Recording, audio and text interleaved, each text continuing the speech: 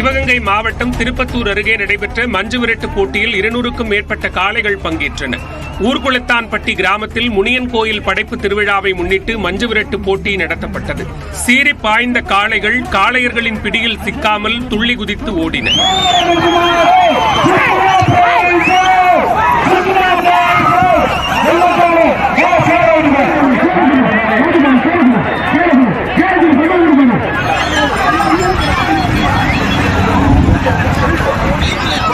களத்தில் விளையாடி பார்வையாளர்களை கவர்ந்த காளைகளின் உரிமையாளர்களுக்கு கட்டில், சேர் உள்ளிட்ட பரிசு பொருட்கள் வழங்கப்பட்டன. இந்த போட்டியின் போது காளைகள் முட்டியதில் 20 பேருக்கு காயம் ஏற்பட்டது. உதகை அருகே பொக்காபுரம் நெடுஞ்சாலை ஓரத்தில் இருந்த 12 அடி நீள மலைப்பாம்பு பாதுகாப்பாக பிடிக்கப்பட்டது.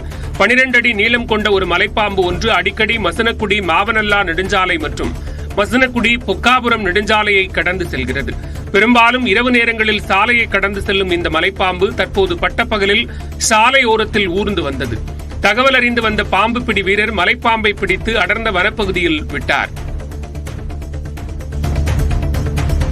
சென்னை யானைகவுனி பகுதியில் காதலிக்க வற்புறுத்தி இளம்பெண்ணின் மீது பெட்ரோல் ஊற்றிய வழக்கில் 2 இளைஞர்கள் கைது செய்யப்பட்டனர். 19 வயது பெண் ஒருவர் அர்ஜுன் என்பவரை காதலித்து அவரது நடவடிக்கைகள் பிடிக்காததால் பின்னர் அவரை விட்டு விலகியுள்ளார். ஆனால் தொடர்ந்து காதலிக்குமாறு வற்புறுத்தி வந்த அர்ஜுன் பள்ளம் பேருந்து நிலையம் அருகே கேனில் கொண்டு வந்த பெட்ரோலை அப்பெண் மீது ஊற்றி மிரட்டியுள்ளார். இந்நிலையில் பெண் அளித்த புகாரின் பேரில் அர்ஜுன், ஜேம்ஸ் ஆகிய இருவரை போலீசார் கைது செய்தனர்.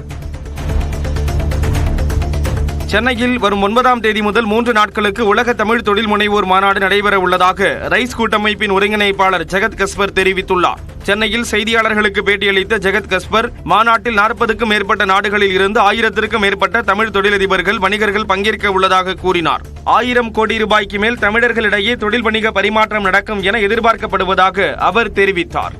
அனைத்து கண்டங்களிலிருந்தும் 40 உலக நாடுகளிலிருந்தும் தமிழர்கள் தொழிலதிபர்களாக ஒன்று திரள்வது என்பது தமிழர்களினுடைய வரலாற்றிலேயே ஒரு முதன்மையான நிகழ்வாக இருக்கும். தமிழர்கள் உலகெங்கிலுமிருந்து வந்து ஒன்று கூடி கலை, பண்பாடு அறிய பயில ஒரு இடம் வேண்டும் என்பதற்காக குற்றாலத்திற்கு அருகில் தமிழூர் என்கின்ற ஒரு திட்டத்தை இந்த அமைப்பு முன்வைக்கிறது. அதுவும் இந்த மாநாட்டில் அறிமுகம் செய்யப்படும். கடும் பனிமூட்டம் காரணமாக டெல்லியில் 100க்கும் மேற்பட்ட விமானங்களின் சேவைகள் தாமதமாகின. வட இந்தியாவின் பல மாநிலங்களில் கடுமையான பனி பொழிந்து வரும் நிலையில் டெல்லியும் பாதிக்கப்பட்டுள்ளது. இதனால் டெல்லியில் உள்ள இந்திரா காந்தி சர்வதேச விமான நிலையத்தில் விமான சேவைகளில் தாமதம் ஏற்பட்டது. இதனால் பயணிகள் உரிய நேரத்தில் தங்களது பயணத்தை மேற்கொள்ள முடியாமல் அவதிக்கு ஆளாகினர். பனிமூட்டம் காரணமாக வட இந்தியாவின் பல்வேறு பகுதிகளில் ரயில் சேவைகளிலும் தாமதம் ஏற்பட்டது. பொங்கல் பண்டிகையொட்டி திருச்சி, தாம்பரம் இடையே 9 நாட்களுக்கு சிறப்பு ரயில் சேவை அறிவிக்கப்பட்டுள்ளது. அதன்படி ஜன் சதாப்தி சூப்பர் பாஸ்ட் ரயில் ஜனவரி 4, 5, 10, 11, 12, 13, 17, 18, 19 ஆகிய தேதிகளில் திருச்சியிலிருந்து புறப்படும்.